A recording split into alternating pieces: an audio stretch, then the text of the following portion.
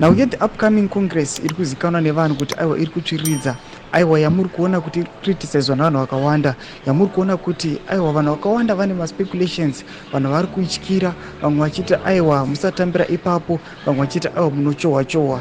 Panapa pane mashoko ationa kuti mutungamiri wenyika aiwa anonyararidza vakomana veG40 avo vari kumobiliza nevamwe vakomana vari muthe regime ruling party vari against mutungamiri wenyika kana his vision 2030. Ndoti kusubscribe like turn on the bell icon.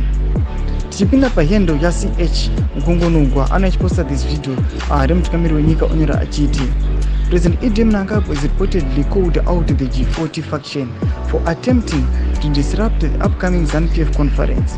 Smart move by Smart Tembo. Let it be a warning to those looking to steer the pot. #Zimbabwe, ZANU-PF, #political stability. Ndo mashoko anouya panapa vachiti aiwa zvavari kuona kuti aiwa their own political party aiwa iri mutension, aiwa iri panguva yekuti munhu wese anonyatsokuona kuti aiwa iri ngori zvayo ndege yemashanga yangomira kungoti ichingodonha zvayo. Panapa vari kuuya vachipa a stern warning kune vakomana vefaction iri loya kune G40 amozoti yakajamuka, achivaudza kuti vakomana dzikamai zvenyu nekuti mukada kuita zvinhu zviri out of hand aiwa kune vanhu vari responsible ndekuendlai.